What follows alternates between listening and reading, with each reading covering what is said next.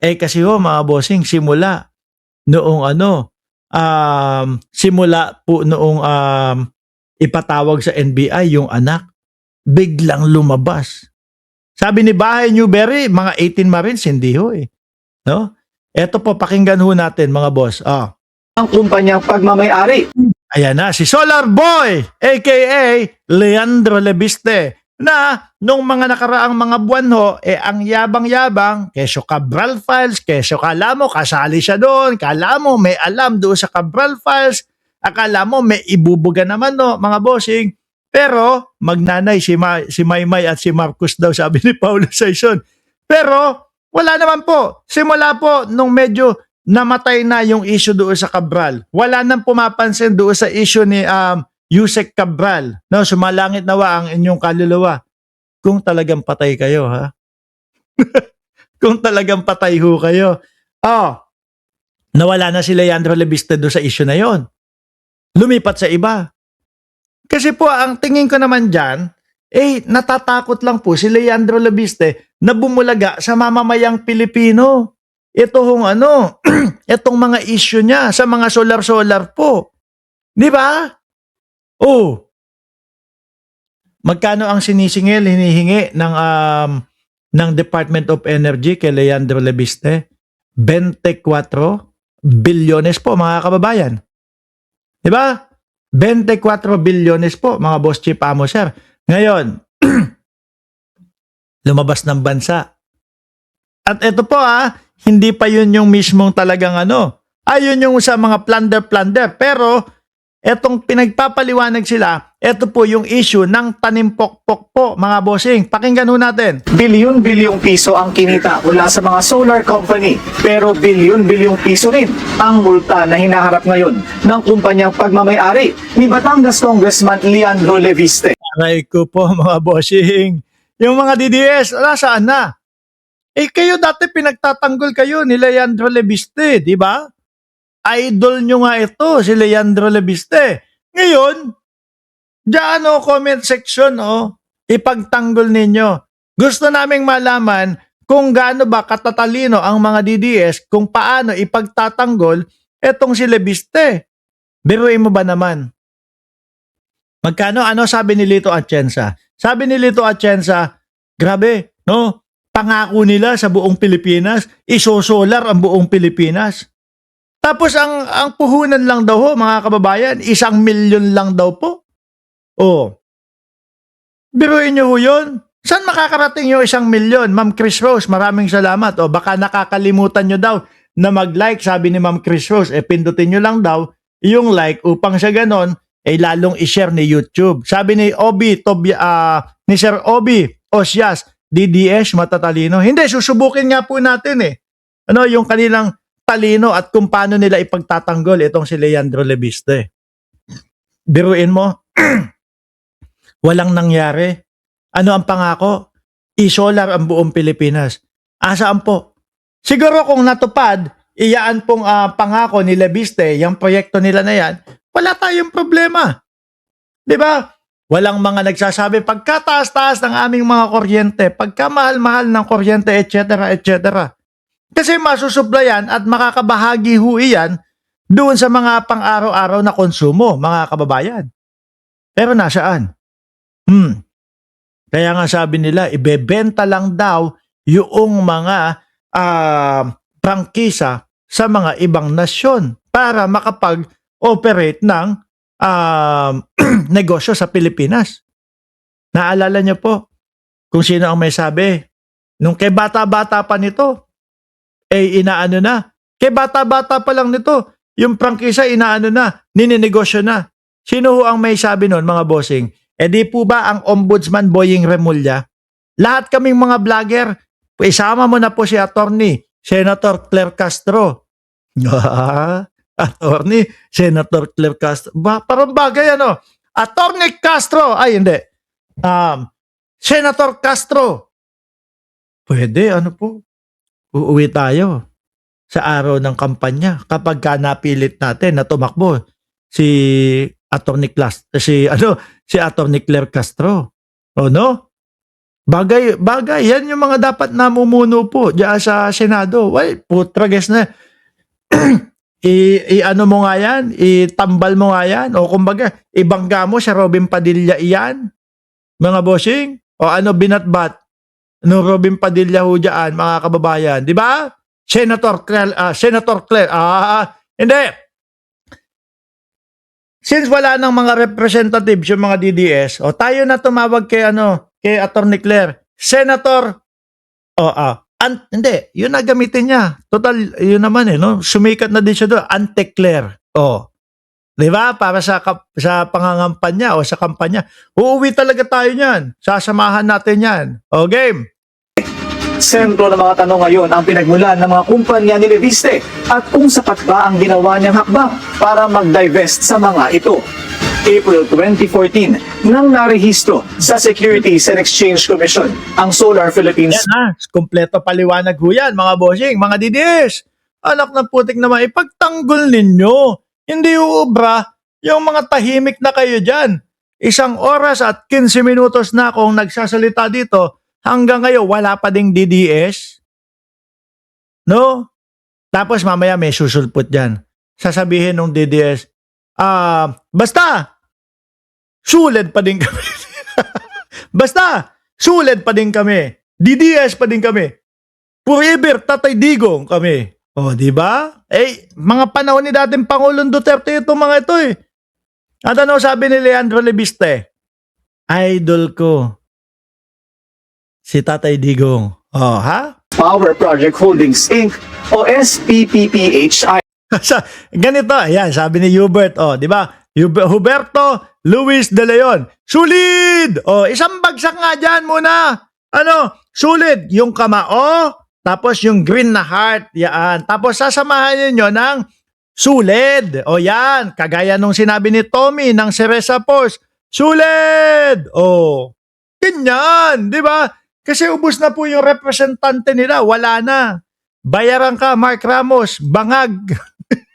Kapitbahay ko huya si Paulo Saison, mga bossing. Yan ho yung kumanta nung Does the moonlight shine on Paris after the sun goes down? Diyos ko po. Yari na naman tayo. Pagka ako bumili ng Cybertruck, magagalit na naman yung mga kaibigan mo. Sasabihin na naman, bayaran ka. Pinapakain mo yung pamilya mo sa bayad. Sana all. Alam nyo ho, mga bossing, kapag yung mga ang live ninyo, live stream, no? Tingnan nyo sila, Coach Jared. Naku, ibubuko natin yung mga kaibigan. Sila Coach Jared. Umaabot na yan, no? Si Boss Mike Sabera, mga milyon yung kinikita niya. Tingin nyo po, kung magbabayad at tatanggap ng bayad, tingin nyo po, tatanggapin niya pa ng mga yan. Tayo ho, mga kababayan, tayo yung pinakamaliit po sa kanila, mga bossing, no? Mga kaibigan ni Paulo Saison, iinit na naman ulo niyan. Kung saan nakalista bilang beneficial owner with 100% ownership, si Leandro Legarda Leviste. At inamin niya ho yan, 100% pa din, yung kanyang pagmamayari. Nanoy 21 years old pa lang. May authorized capital stock ang kumpanya o stock na pwedeng pamahagi na 100 million pesos. Ang amount subscribed o pinangakong perang ilalabas noon ni Leviste ay nasa 24.999 million pesos. Yan, 25 million. Kumbaga, 25 million yung pangako ilalabas na pera. At amount na paid in o nabayaran na niya ay nasa higit 6.241 million pesos. Pero ang tanong ho, nasaan na yung solar na ipinangako sa mamamayang Pilipino? Piso lang ang amount subscribed at tig-isa lang din ang share ng 4 na iba pang mga nakalista na original incorporator ng kumpanya. Isa sa nakalista rito noon, si Amena F. Pangandaman. Nandiyan din si Pangandaman. Na kalaunay nagtrabaho. Sabi ni Rolly Limpic, si Loren Legarda sobrang supladita niyan. Kahit noon pa, now, nakarma na. Hanggang ngayon, tingin ko, hindi pa din sila bumabalik ng Pilipinas di ba? Hanggang ngayon, nasa labas pa din ng bansa at mukhang umiikot ng iba't ibang bansa itong si Leandro Leviste. Sabi ni Ma'am Neng Gigi, ako dati, nung unang narinig ko yung solar business ni Leviste, dati may naaamoy na akong illegal. Tama ang hinala ko. Oh. Tapos biruin mo, solar para sa buong bansa. Puhunan, 1 milyon. Putra kisel, pwede na din pala akong maging magtayo ng kumpanya na mangangako na pang buong Pilipinas yung solar ko. Di ba? Wala pa sila sa bansa. Paano na impeachment? Ngayon, ang tanong ho, paano si Loren Legarda huhusga doon sa impeachment? Paano boboto? Kung ang dami niyang nalaktawan, ang dami, kagaya ho ngayon, alas 10 ng umaga, mga kababayan, yung impeachment po, di ho ba? Kung ang dami ding malaktawan. Ronald Dizon, Boss Mark, kung magbablog ba? Kung magbablog, trip kayo ulit sa Washington DC. Naku, sa Washington DC naman daw pupunta. Oho, sige, pupuntahan ho natin yan. Kasi nung sabi ni Noel Aquilio, Bossing, ano ba yung title mo? Yung title ko, sandali babalikan ko lang, no? Gusto ko yung may mga nagtatanong ng ganito eh. Yung title ko, si Alan Peter Cayetano, ipapakulong na, no? Ay nanggaling iyan dito sa idol ng mga DDS. Ayan, pakinggan nyo muna. Ipakukulong na po nila si Cayetano. Sinampahan ako ng... Yan, di ba? Kapag yung, alam nyo naman dito, yung pag may bangaw, yan. Galing yan kay Banat Bay, kung ipapakulong na si Cayetano. Grabe, ipakukulong na po nila si Cayetano. Sinampahan ako ng kaso sa ombudsman. Okay na, doon sa title. Ngayon naman, mga kababayan, hindi para malinaw doon sa mga nagtatanong. Sasabihin, fake news si Mark Ramos, fake news si Mark Ramos. Eto naman. Yung kay Roque naman, yung mismong main title naman natin, yung thumbnail naman natin, ayan naman. Nilagay daw ni Harry Roque, widowed. Ano ibig sabihin ng widowed? Namatay na, yumao na, pumanaw na ang kanyang asawa. Facebook page daw ni Harry Roque yan. Di ba? Diyan sa mga yan, nanggaling yung mga titulo natin, mga bossing. At ako, sinasabi ko, hindi ako naniniwala na yumao si Madam Myla Roque. Balik tayo dito kay Solar Boy, mga bossing, at doon sa kanyang nanay, kay Solar Mami. Sa Committee on Finance ng Senado, nang maging chair nito ang ina ni Leviste na si Senador Loren. Hindi, sabi niya, iba pinagsasabi mo. Dito kasi sa aming channel, madami kaming topic, no? Hindi lang isa o dalawa ang topic namin. Madami kaming topic. Yung main topic lang ang nilalagay namin diyan. Legarda mula October 2015 hanggang June 2016 at naging budget secretary ng Marcos Jr. Administration hanggang sa nagbitiw kamakailan. Sabit din si Pangandaman, no? Kasunod ng flood control at budget controversy. As of 2021, ang filing nito, 100 million pesos na ang nakalistang paid-up capital ng kumpanya. Laki na, 100 million pesos na. At halos ganoon din ang amount paid ni Leviste. 100% owned pa rin ito ni Leviste, habang tig-isa pa rin ang share ng dalawang iba pang nakalistang shareholder. May halos 3 billion investment na corporate fund. Naku po. Uy, uwi na kayo! Hindi, yung si Loren Legarda naman daw po, mga kababayan, may sakit naman daw. Piruin mo naman. Ibang klase, Eksaktong-eksakto naman yung sakit ni Loren Legarda, mga kababayan, dito sa mga pagpapatawag doon sa kanyang anak, gano'n naman din. Etong si Leviste naman po na kanyang anak, eksakto naman ng pagpapatawag. Meron kasing yung mga nakaraang linggo may kumakalat na sabit si Leviste doon sa tanim pokpok. 'Di ba? Nakasama daw di umano si Jing Paras. Ito sa ibang korporasyon. At si Leviste pa rin ang 100%. May naririnig ako pumapanik na naman sa... Iniintay niya tong laptop na ito. Papasok na naman yung anak ko. Sige, try. Beneficial owner. Present ang pinakamataas na opisyal ng bansa sa mga project launching ng kumpanya. Pero, idol ko si dating Pangulong Duterte. Di ba nga ganyan? Si Leviste at si Duterte. Mula kay President Noynoy Aquino Aha. at President Rodrigo Duterte. Pero ito Walang nangyari. Saan napunta? ngayon ang kumpanyang pinagnumulta ng Department of Energy ng 24 billion pesos. O, sabi, di ba? Pag may kaso, nagkakasakit. Ganyan na yata yung mga politiko talaga ho natin. Aba, 976 na pala yung like natin dyan. 976 na yung like natin dyan. Ilang piraso na lang pala? Ano na tayo? Biray mo, 1,700 viewers tayo, tapos 9,800, 9,984 ang ating like. Konti na lang. Siguro yung 600 dito, DDS. Kaya ayaw mag-like. Shout out, Gem. Dahil bigo umanong pa rin ang mga commitment para sa solar energy.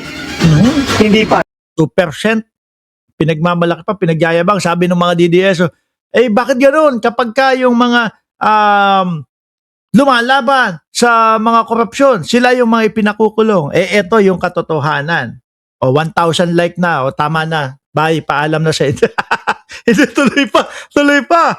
Pangako ko sa inyo, mahaba tayo magla-live ngayon game. binibitiwan ni Leviste ang Solar Philippines Project Holdings Inc.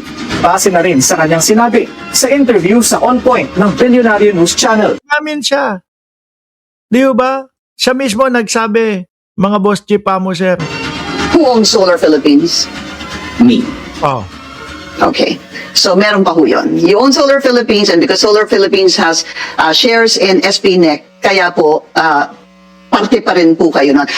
Pero para kay Bicol Saro Party List Congressman Terry Ridon, Raul, buena. Shoutout sa iyo, sir. importanteng mag-divest pa rin si Leviste para maiwasan ang conflict of interest sa industriyang regulated ng gobyerno, alinsunod na rin sa Republic Act 6713. Very important lang ho, critical on conflict in interest, yung pong kanya admission na meron pa rin ho siyang controlling interest doon po sa Solar Philippines. Kasi ang totoo po, even if you say na you are not Ito ang maniniwala ko, tinik sa mga DDS, itong si Terry Redon, si Congressman Terry Redon. Kasi kasama ito doon sa mga nagbubulgar ng mga kalokohan di ba? involved in the day-to-day operations of a particular regulated entity, pero you're still the controlling interest there. E di syempre, may conflict of interest pa rin ho yun. Kasi basically, if you are the owner of an entity, Naku, ito, tingin ko. Sige, dyan sa comment section. Kasi ako, naniniwala ako. Sa akin lang naman ho iyon. Naniniwala ho ako, mga kababayan. Hindi na babalik yan. Marami nang magiging alibay yung magnanay na iyan. Yung kay Bonoan, bumalik. Pero ito, sa nakikita ko, malabo ho. Ronnie De Guzman, shoutout sa iyo. At Juner Gabuyo, shoutout po sa inyo. Tingin ko itong magnanay, hindi babalik. Maaring mali ako, maaring tumama ho ako. Kayo dyan sa comment section, ano tingin nyo ho dyan? kung ano man ho yung gawin ng mga day-to-day leadership team, for example, pwede mo ho yung pwede mo ho yung baliktarin at palitan bilang controlling interest doon. So, ibig sabihin, magpapa-meeting ka lang halimbawa ng board of directors, pwede palitan yung pumalit. Kasi ho yung mga DDS, sabi ni Bahay Newberry, sasalisiyan sa backdoor. Actually, hindi na ho nila kailangan yung backdoor. What's the password what's the password in you New laptop? yeah. Later, I Where tell is you. it? Bring it here. Then I put my finger there so it can can turn on the laptop. But be careful, okay? Hindi na ho nila kailangan gumamit ng backdoor kung sakali. No? Pakidala mo nga, baka malaglag. Naku. Sandali lang. Para humaba tayo, para makapag-vlog tayo. He should, sir. Ano? He should, sir. Wait, kailangan niya ng kailangan ng daliri ko para, I think it's good na. Yeah. Okay, hold it properly. Okay, but bye, guys. Bye guys. Di ba? Hindi na kailangan mag-backdoor na magnanay kasi nakalabas na. Ang tingin ko lang ho, mga bossing, ay baka hindi na bumalik. Sabi ni Sir Raul, buena, naglilipat na yan ng mga pera. Ano sa tingin mo, Mark? Maaari, posible. Ano po? Ma-secure. Ano po? No, pero pwedeng mali pa din po tayo. Pero hindi po mawawala sa iniisip ng mga Pilipino yung sinasabi nyo, Sir Raul. management team kung ikaw po yung controlling interest. Maraming nakalistang subsidiary o affiliate noon ang Eh, kahit naman po anong pagpapaliwanag at pagpapalabas natin ito